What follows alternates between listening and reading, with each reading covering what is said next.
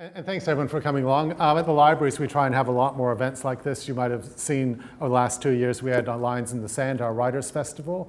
We're really keen to keep that going year round, to have more events with different authors. So we're really thrilled to have Melissa Fagan here today to talk about her really amazing, really special, really heartfelt book, What Will Be Worn. This is, it's a very moving book, and it's really special to have her here today to talk about it. So this book, it's a family book. It's about the different generations, but in particular, it's connected to a building. Do you want to talk a bit about how you and your mother began to talk about that building? How is that volume? It's all right. So thank you for having me, everybody, and thanks for coming along. This is a great turnout. My mother was born in McWhirter, but she moved down to Sydney in 1967 and met my father, and I was born in Sydney. So sort of this connection that we have back to Brisbane and the building, as a child felt to me a little bit sort of dreamlike in some respects. She ended up moving back to Brisbane, and when I would come to visit her, we used to go and sit at this bar that was opposite the famous sort of Wickham and Brunswick Street corner facade, and look out at the building. And it was, this strange thing is sort of I was reaching for this idea of this history and this romance. And I think for Mum, she found it almost, too big to kind of comprehend that in some way that was her heritage, particularly because she'd spent so much of her life in Sydney. But for me, that was my, starting point. It was a really tricky thing. I came to the story, it's very much a family story, but I needed to connect it to that history, and sort of finding that personal way through was sort of how I did it. But there's a sense of sort of ambivalence there with that, as well as how do you connect, to a building. When you don't have, and I know that there's probably people here, and I know so many people in Queensland and Brisbane who do have very personal connections with that building because they can remember shopping there, or they worked there, or they used to go there at Christmas, and so many people do, but that's not my story. So it was a different thing trying to come to that, sort of, and tell the story that way. And I mean, your family story up to your mother's maiden name was the same name that's on that building, the McWhirters. Yeah. Who was the first McWhirter to arrive in Australia? So that was my great-great-grandfather, James McWhirter. He arrived in 1878 on the steamship Chimborazo. There's a picture on the side show that's not working. No, I think we've just got that one of the building under construction. Anyway, so he arrived in 1878 and was here for 20 years before he started McWhirter's, actually, sort of back and forth, working for seems like a lot of Scots, and from Ayrshire as well, which is where he was from, were here and sort of making businesses for themselves. He worked for Thomas Brown, who was one of the most successful businessmen, sort of in Queensland, had huge business out of Brisbane, and sort of, in the days when everyone was relying on shipping to get everything everywhere, and he worked for him in sort of the dress materials department and various other people, and then T.C. Byrne, and then started McWhirter and Son with his son, my great-grandfather, in 1898. And so your great-grandfather, what was his story? So it's in the book. For those of you, I don't know, is anyone here read the book yet? Good, okay, this is all in store for you. So my great-grandfather was born in Stirling, Scotland, and his story, it was interesting. There was 7 children in that family, and I could find the birth records for all the 6 sisters. He was the only son. They were all born in Brisbane, and I couldn't find any record of his birth, and even sort of in newspaper reports and things, even his age was a bit vague. So I was like, what's going on here? So it was one of those little sort of, family history conundrums of how do I find this out? And I went back to Scotland, birth records, and couldn't find any records. And then I can't even remember why I did this, whether it was just a, instinct, or whether I read something somewhere and I thought, I'll try under his mother's maiden name. And I did that, and I found, James McWhirter Cameron. His mother's name was Cameron, and he was born illegitimately in Stirling, and apparently that's what they did to sort of say, well, I know who the father is, and she couldn't legitimately give him the name McWhirter, so she gave him the middle name McWhirter. Because often, if any of you have got Scots heritage and you're familiar with it, they would often give the mother's, the sort of the female name kind of goes down through the family often as the middle name, so she did the reverse. Yeah. So she had the child there. Where was your great-great-grandfather then? It's a bit of a mystery. I couldn't quite, he was, I mean, obviously they were together at some point, 9 months before the date that the child was born. But at the time, so the baby was born in Stirling, she was from Stirling in Scotland. And James McWhirter was from a town called Maybole in Ayrshire, and then he worked in Ayr and Glasgow. So not, that far apart. But he was either in Ayr or Glasgow at that time, but I suspect he probably travelled a lot. And I can't find sort of an address for him at that time exactly. All I know is that 4 years later, he came out to Brisbane. And 2 years after that, the mother and child came out to Brisbane, and they got married, in Brisbane the day that they got off the ship. So the boy was, 5.5 by that point, and I have no idea what contact they had, in that time. It's just, in some ways, when I've had enough sort of information with this story to create, sort of an imagined version, I've done that throughout the book, but with this it was really like it was too far apart, so it's one of those things I've had to leave as a mystery. Yes. So at that time, all the different towns had their own department stores. Here we had Stupart's, which was George Stupart, who was from Scotland, and an amazing coincidence, from Stirling. His house here is called Stirling. It's a city of like 30,000 people, and he's from the same place. But I mean, like in the Valley, when the father and son set up the firm McWhirter's, there was other ones around them like T.C. Byrne. I went there the other week and I noticed the two landmark buildings still have those names, McWhirter and T.C. Byrne. What was the difference between the two? Are they similar or different markets? Catholic and Protestant, basically. So, but James McWhirter worked for T.C. Byrne. He was his manager. They were in partnership for a year or two, and they were lifelong sort of friends as well as, sort of business rivals in the end. But it is something, that people did shop very much. I think, the McWhirters ended up stocking sort of all this, the Presbyterian school uniforms, and then T.C. Byrne would stock the Catholic school uniforms, and then people would shop, sort of based on that. And then there was also overalls that were Anglican over the other side of Wickham Street as well, that then became Walton's, and then that building, sadly is in a, state of disrepair at this point. But it was those three really eventually, that was sort of that hub of, Valley retail. So after crossing the seas with a 6-year-old son to reunite with the man, which you don't know much, what the former connection was, what was Agnes's life like here in Australia? Was she happy to be here? Yeah, well, again, it's a little bit of a reimagining based on the little bits of stories that I hear. But no, I don't think so. I mean, she had grown, her father had died, she grew up in Stirling, she worked as a table maid. I mean, her life here was so much better than it would have been, as an illegitimate mother back in, and her mother was a widow managing a boarding house. And they did quite well, and, she had 6 daughters and the family were well known. And various things projects that she took on of her own. They ended up raising cattle. They had a 100-acre farm out at Sanford, just west of Brisbane. And I think they imported the first Jersey cows into Queensland. So they had that she had some little projects and things for a while. But as soon as, sort of the kids were 2 of the daughters were married.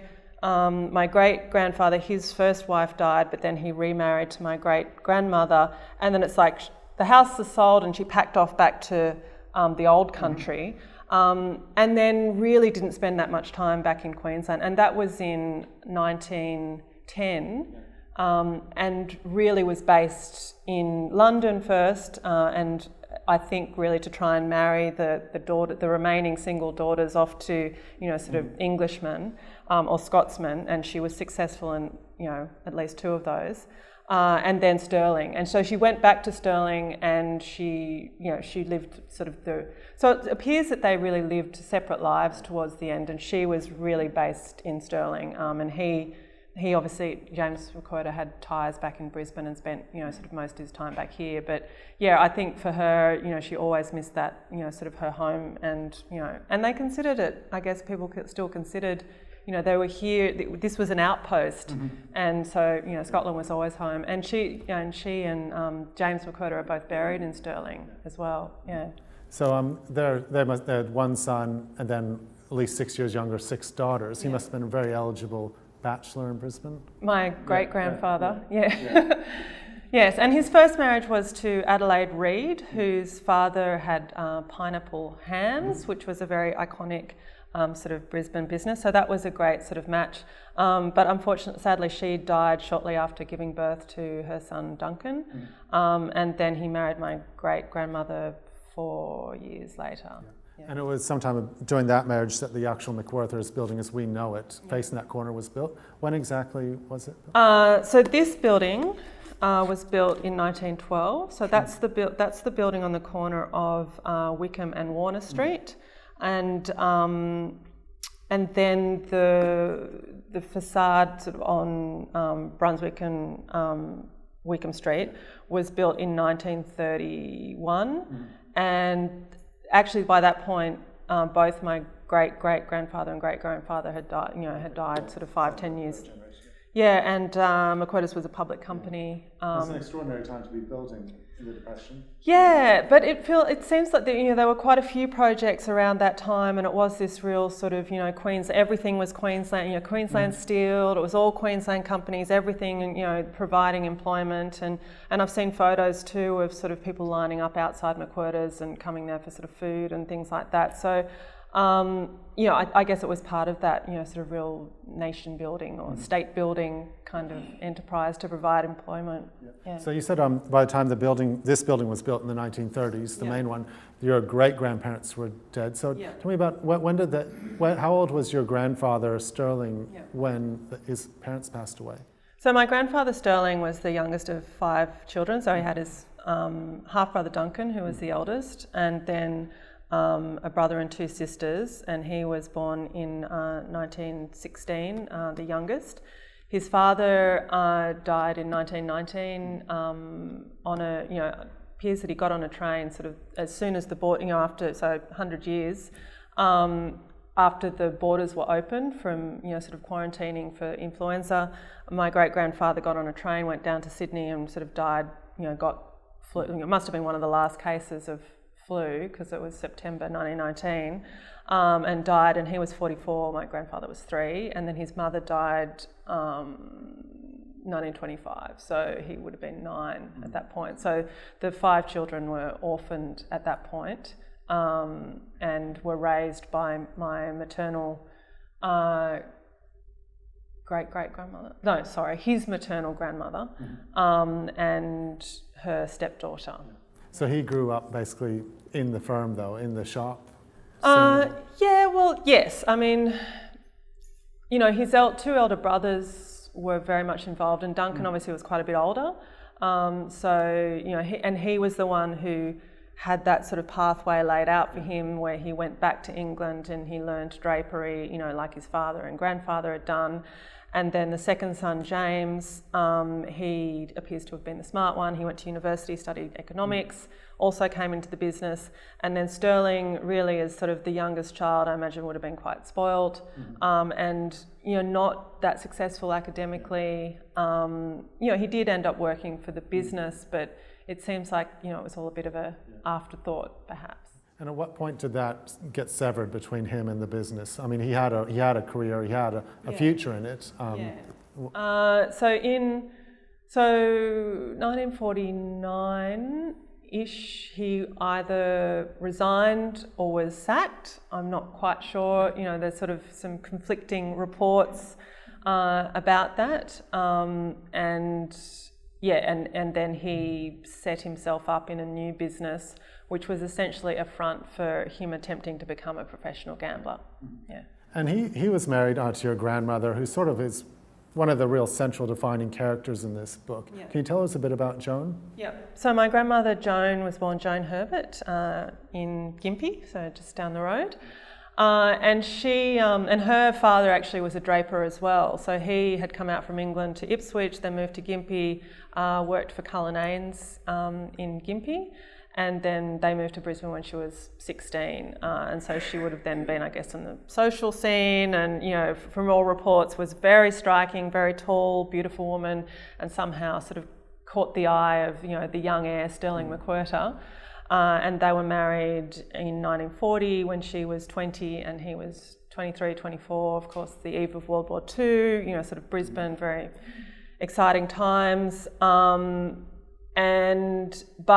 you know, sort of after the war, when they kind of were able to settle into family life, and they bought this, you know, sort of amazing, you know, sort of mansion in Indooroopilly on the Brisbane River. And by that stage, he was very ensconced in his, you know, he owned 4 horses, very ensconced in sort of the horse racing world and gambling, and she was enjoying the life of being a McWhirter wife with all the trappings and buying lots of clothes and sort of, you know, living this great social life. You know, the children obviously were raised by nannies, and yeah, within, you know, 4 or 5 years he had lost pretty much, you know, everything. And then they managed to kind of keep on for a little while longer until eventually she had enough and went off and had an affair, and you know, and then the marriage, you know, came to a close. Yes. So is there a sort of those are the years when your family sort of moves away from McWhirters and? Yeah, well, I think even the act of, you know, if you know Brisbane, and I didn't grow up there, but, you know, I think every city is like this. You know, the McWhirters were originally from Ascot, and there's traditionally still, you know, I know my great aunt lived basically in a 1 kilometre radius of sort of her, you know, childhood home for her entire life. So even moving from, you know, Ascot to Indooroopilly was a massive move, you know, to the other side of the river. So there was that, obviously, and I think. And they didn't, you know, my great aunt, so my grandfather's sister, was my grandmother's bridesmaid, but by all reports they couldn't stand each other. And, you know, and she wasn't from the Brisbane social set, she wasn't a debutante, she went to Gympie High School and left at 15, she wasn't one of those women.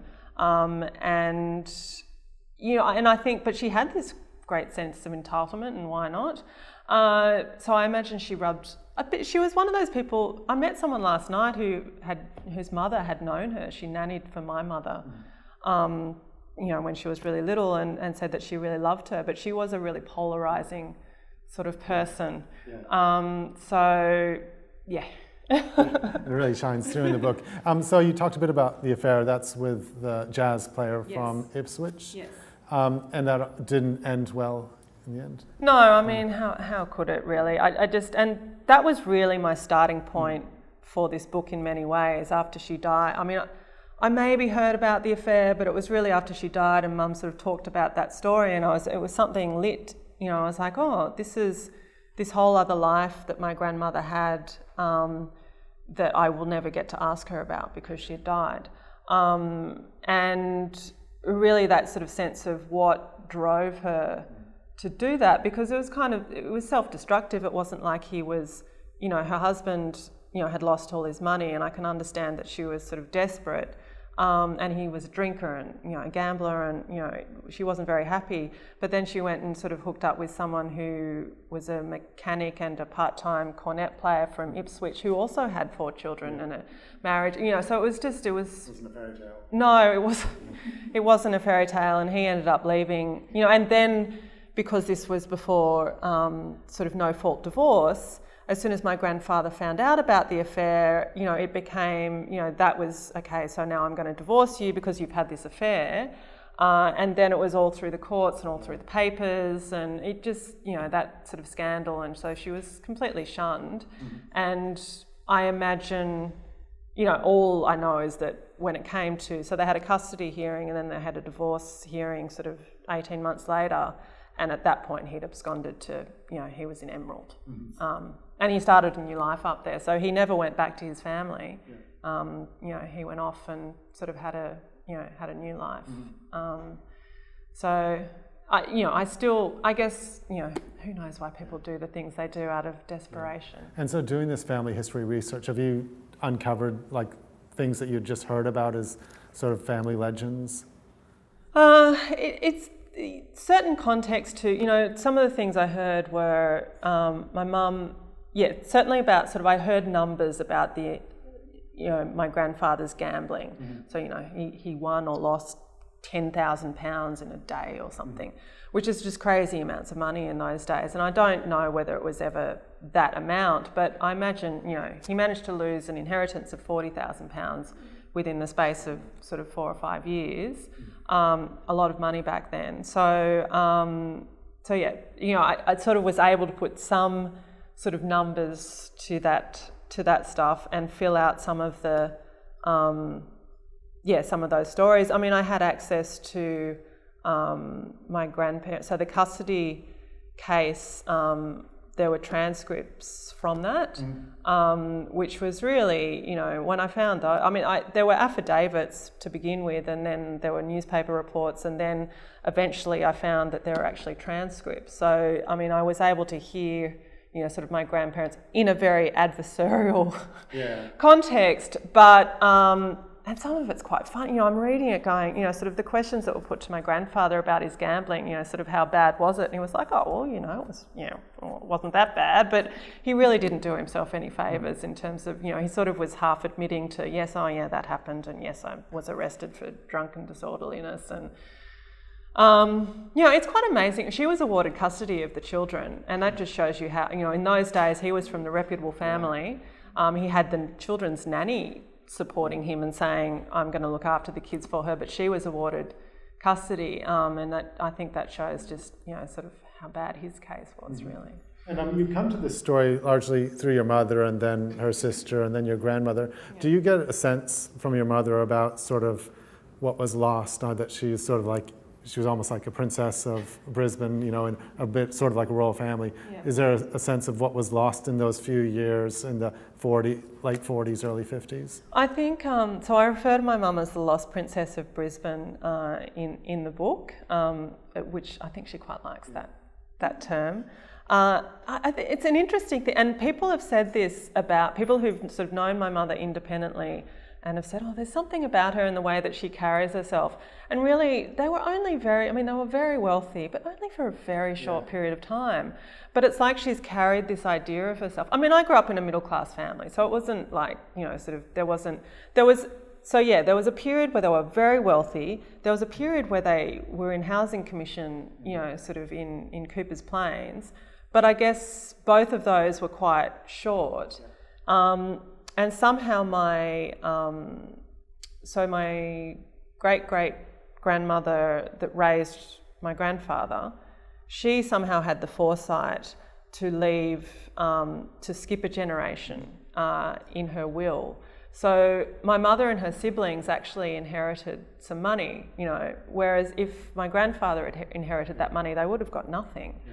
But so they inherited money. That created sort of complications as well, because my grandmother had no money, and so it really appears like she treated the kids a little bit like the girls left school at 15. They moved in with her, and then she sent them out to work, and she basically took everything they earned and gave them sort of enough money to buy lunch, and that was about it. And I guess she felt, well, this is how I earn money now, because my rich husband's gone, and but my children have got money. So it sort of complicated things for them, but I suppose allowed them to maintain this idea of being wealthy even when sort of they're not necessarily. And that's perhaps what led into my mum gambling as well. And your grandparents' divorce in the mid-1950s, obviously before the No Fault, so it was a big, they could a lot of fodder for the newspapers. Yeah. But it happened in a very symbolic week for McWhirter's itself, didn't it? Yeah, it's a funny thing, sort of it's a coincidence of timing, and they're everywhere in this book. Sort of the dates, the date. So when the divorce was finalised in November 1955, it was the day after the sale of McWhirter's to Myer went through. So yeah, it was incredibly, as a sort of creative non-fiction writer as opposed to a fiction writer, you sort of look at this stuff and go, wow, I mean, these two things, it's not like one led to the other, but it really is this sort of like, whoa, okay, there's an end of an era, because at that point, there were no McWhirters left working. I mean, I think the next generation were too young. Both my grandfather's older brothers had died. So yeah, he's not in the business at all, and divorced and scandal, and that's it.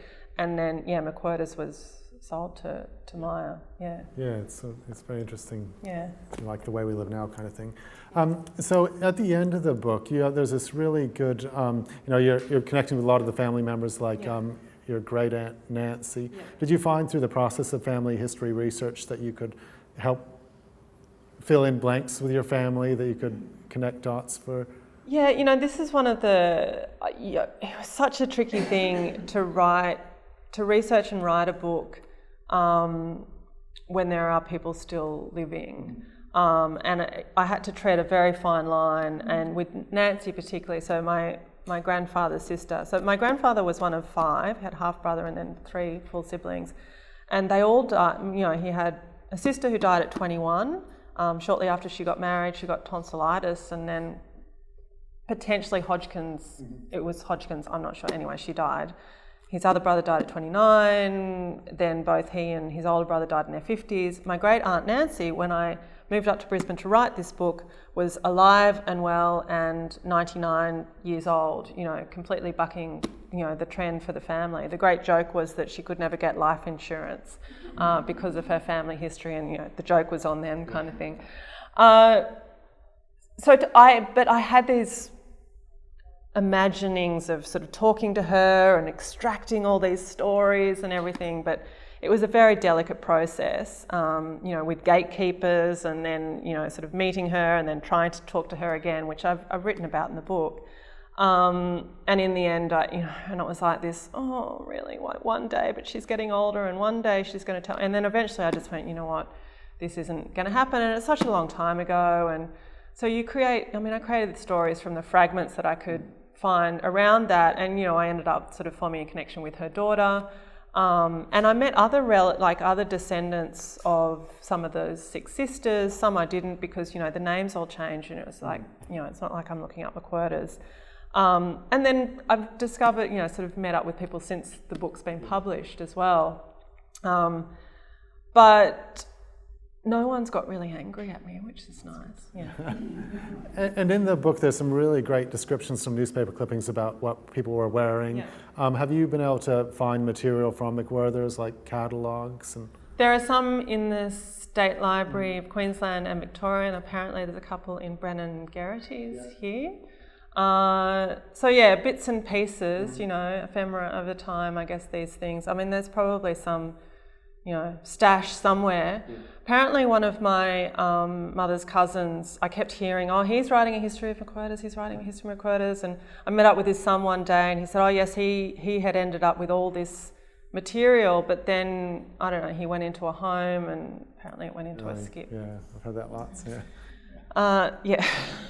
So unless there's a, sort of a custodian who sort of takes charge of these things, they're not, different people place different levels of importance on this stuff, and, it doesn't necessarily survive. But that's part of history, I think. And I've always been a great sort of vintage shopper and sort of op shopper, and one of those things, it's fascinating, you go and you see like postcards from, sort of people, and it's like, oh, who are these people? Or, these personal effects that end up in sort of really strange places, and you pick them up, and I kind of, they're disconnected from the people who originally owned them, but, sort of, you can still find meaning in those things, I think, even though you don't necessarily have a personal connection with them.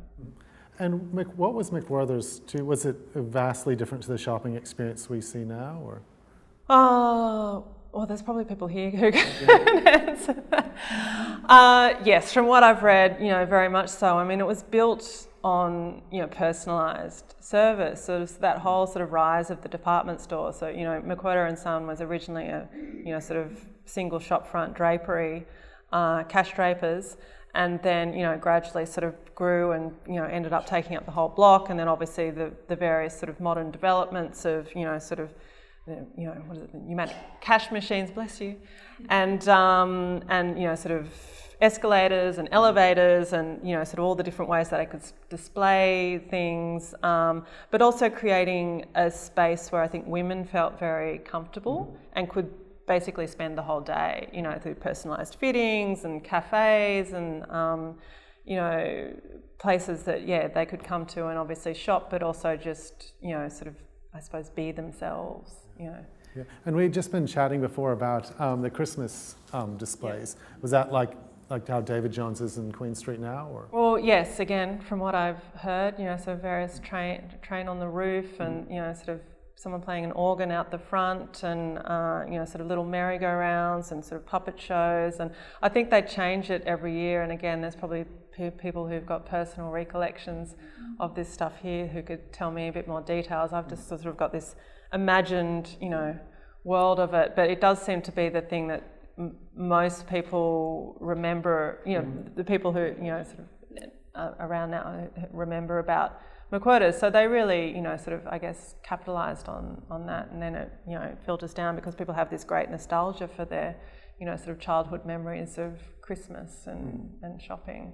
But it does seem, you know, it's difficult, you don't know, but like even looking at the way that it's funny, I have a background in copywriting, so one of the things that was really, you know, surprisingly interesting to me was looking at the catalogues and also the way that they positioned themselves and marketed themselves, and it was very Presbyterian. It was very sort of, this is very good value, you know, you'll be doing yourself a great favour if you come along to this sale and buy these, you know, these goods at extraordinary, you know, nothing, and T.C. Byrne, you know, being the Catholic, you know, sort of probably a bit more flair and sort of whatever, but, you know, McWhirter's was very much like, this is a very sensible choice, you know, but they were known also, from what again, I spoke to someone recently who said, oh, she was from Melbourne, but when she came to Brisbane, it would always be McWhirter's. So they had this sort of, you know, they were the classy, you know, sort of place as well. But maybe that's part of it, that refinement of we're not being showy, we're just sort of stating it like it is. And, you know, of course there was, you know, finery on display. It wasn't just like it was all bargains, but they obviously had a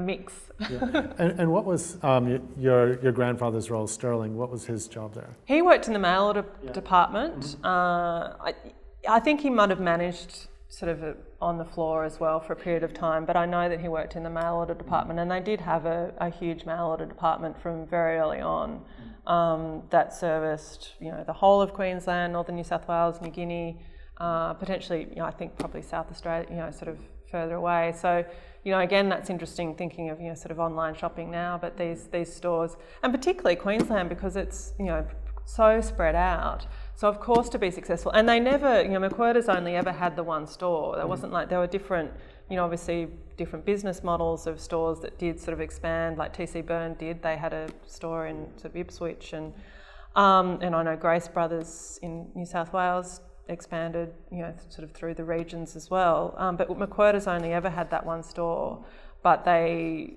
were known because of these, you know, these catalogues that they would send out every season, and people could buy, you know, sort of through the mail order department. Mm-hmm. So working there in the mail order department, he would have got to travel a bit, have independence. He could have had a very comfortable, successful life. What happened to sever that?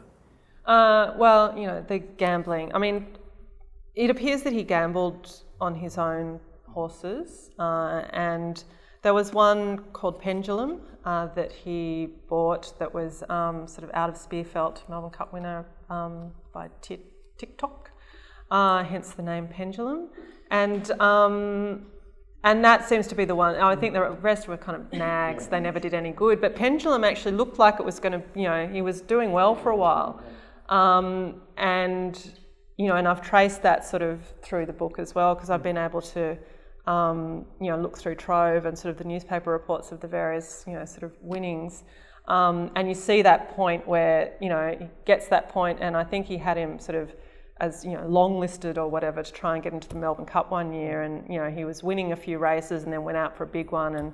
And would you believe it, got interference from a kookaburra, flew into him. Apparently that's what the jockey said in the race, and then it appears after that he didn't win again. But the gambler's mentality is, it's only a matter of time. He's going to come back and throwing good money after bad. Of course, he also, and I've constructed a lot of this from the transcripts from the custody battle. So it's he said, she said. And he accused my grandmother of overspending as well. But so she did have a lot of hats and shoes and coats. Apparently 500 dresses, he said she had, and sort of various closets full of shoes. And she was playing the role. The McWhirter wife had to be well dressed. And would have had charge accounts everywhere. One of the things I sort of, going back a previous generation, to my great grandmother. And I've sort of listed in the book what she was owing at the time of her, because she just had accounts everywhere, and it wasn't just McWhirter's, it was like stores in Sydney and Melbourne. It's like, so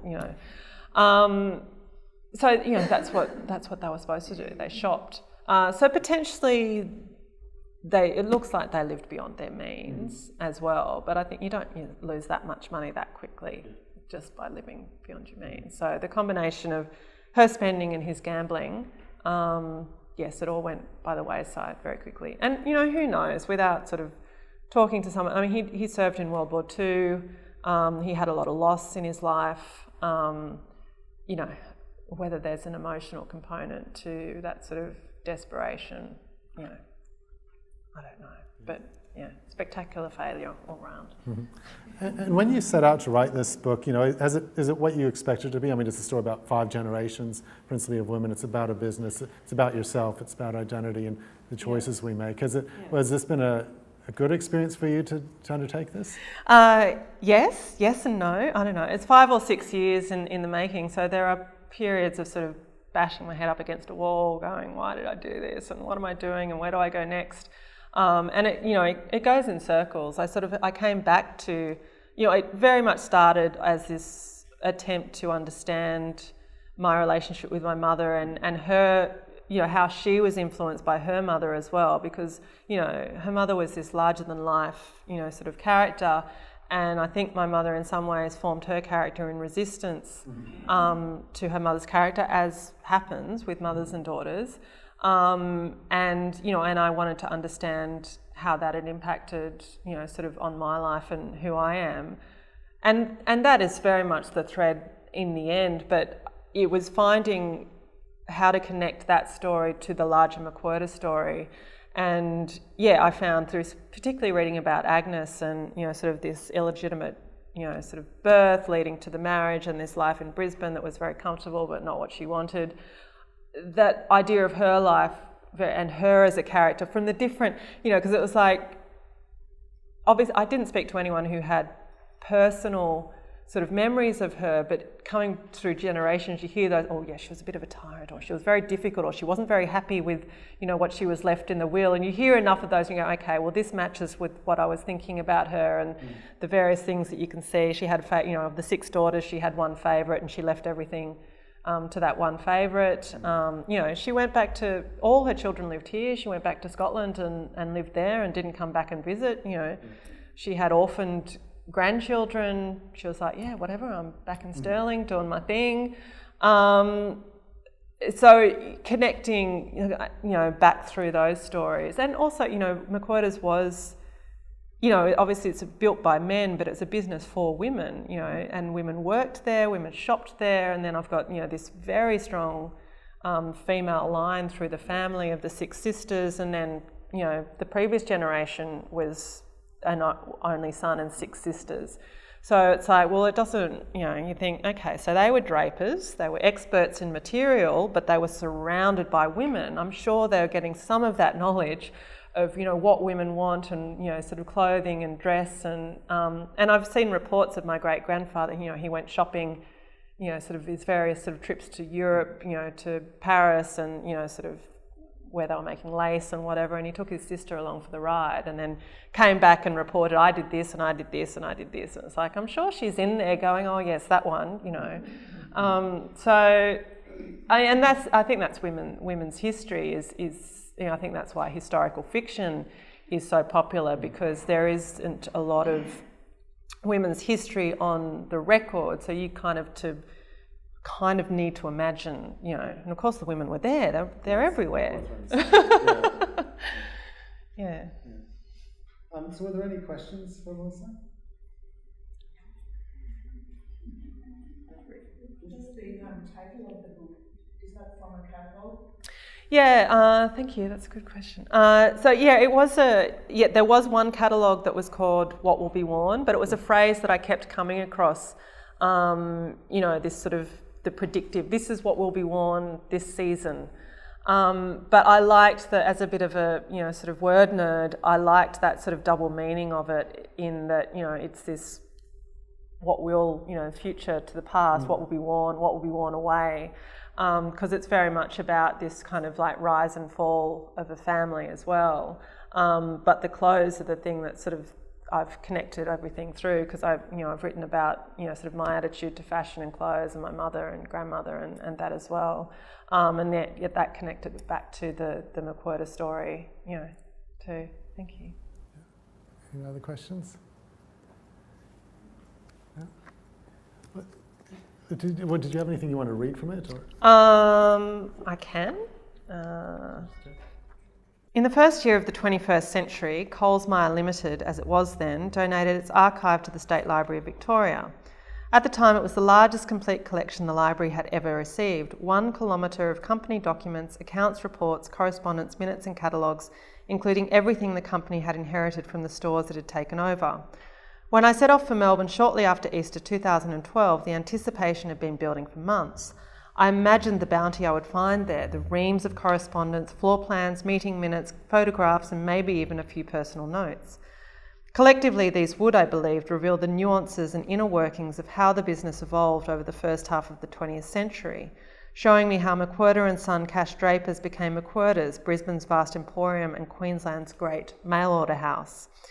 The day after I arrived, I walked in through the culminated entranceway of the library and upstairs to the reading room, where the first 10 of a total 14 boxes were waiting. I carried one over to a table, lifted the lid, and began to rifle through its contents. I had assumed somewhat naively, I realise now, that the entire contents of each box would be related in some way to McWhirter's. Box after box was filled with miscellanea, filed in no particular order, pertaining not just to McWhirter's but to countless other variety and department stores that Coles and Myer had subsumed on their way to retail supremacy. As the minutes passed, I grew more and more dismayed. There was no bounty here. I had planned to spend 4 full days here, but with an hour or two I'd gone through all 14 boxes. In among the photos and other ephemera that seemed to have no relevance to me or the story I was trying to write, I found a certificate of incorporation from 1905, a couple of catalogues, a handful of newspaper clippings, a 5-page history of the firm that had been typed in 1966, 11 years after McWhirter's was sold, a couple of photographs of suited men I did not recognise, and 4 or 5 exterior photographs taken at various points in the store's history, most of which I'd already seen. It seemed there was very little of use to me, and nothing that sparked my imagination. Yet I cleared a space on the long table and laid out each document, each photograph, each page of each of the 2 catalogues, and took photos with my phone, standing so that my head blocked the glare from the overhead lights. The certificate of incorporation showed that McWhirter and Son was registered and incorporated under the provisions of the Companies Act 1863 to 1896 as a company limited by shares on the 23rd of November 1905, 7 years after its inception. I took a photo of the accompanying memorandum of association, which revealed the company's objectives, which I won't read out because that's just a string of words. I flipped through the 1906-07 McWhirter and Son catalogue of laces, glove and fancy department, with its Art Nouveau nymphette on the cover and 30 pages of illustrations made from photographs taken direct from the article to enable you to order intelligently. There were so many more laces than I had ever knew existed. Machine torchon lace and imitation torchon insertions, linen finished torchon lace, real torchon lace, imitation Maltese lace, real Maltese collars, American lace, fine Valenciennes lace and insertions, fine cambric and muslin embroideries, flouncing cambric embroidery, broderie anglaise, black silk lace, oriental lace in white, cream or Paris, and so many more. Another illustrated catalogue featuring boots and shoes, men's ready-made clothing and bedroom furniture, among other things, included a full-page full page titled Some Useful Information for Country Customers, which detailed the various payment options, carriage and postage costs, and other tips on how to order. After I'd photographed everything I thought might be useful, and quite a few items I suspected wouldn't be, I checked and double-checked with the librarian. Had I missed anything? No, she assured me, that was it. I caught the tram back to my friend's house in Toorak, deflated, wondering how I was going to fill my remaining 3 days in Melbourne, wondering whether that would be it for this story. The next day, my friend Beej and I drove to Bendigo for the day. She had a client she needed to see, and there was an exhibition on at the Bendigo Art Gallery that we'd both heard a lot about, Grace Kelly, style icon. So we went. We drove up to the old gold rush town in central Victoria, ate a pie for lunch, then spent an hour at the gallery absorbed in the life story of a woman who, in the middle of the last century, epitomised the feminine dream, the beautiful model turned award-winning actress who married a prince and is remembered for the clothes she wore. This was the thrust of the exhibition, Kelly's life story told in stages, actress, bride, princess, enduring icon. Through her dresses, the ones she wore in films, when she met and married her prince, and during her life as a princess. The famous wedding dress, which took six seamstresses in the MGM wardrobe department 36 weeks to sew, is a replica. The original now too fragile to travel from its basement home in Monaco. The rest are originals, pinned to headless mannequins, encased in glass and subtly spotlit to minimise wear on the materials. There's a white bathing robe, a Grecian goddess-like ensemble that her character Tracy Lord slips out of during a poolside scene in high society. You'd be a wonderful woman, Bing Crosby playing her ex-husband says later in the scene, if you would just let your tiara slip a little. A black evening dress from a pivotal scene in Rear Window was there. Belted waist, sheer sleeves, accordion pleats and pearls strung on a headless neck. The original Hermes Kelly bag, which the newly pregnant Princess of Monaco used to shield her belly from the paparazzi's gaze, was propped upright next to a pair of white driving gloves.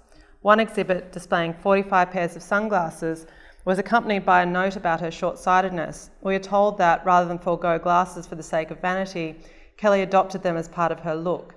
Studio shots from her acting days often showed her with glasses perched on her nose reading scripts.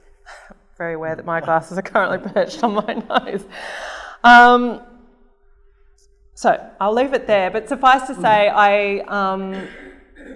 I came to this sort of story about women and clothing through a very roundabout way, this realisation that, the story, it was kind of sitting there. It's like, oh, of course, yes, department store clothes. Yeah, it does seem like, you come to it from the store and then you got this perfect story about, women through the generations. Yeah. It's really special. It's made for a movie, I think. Yeah. Oh, I hope so.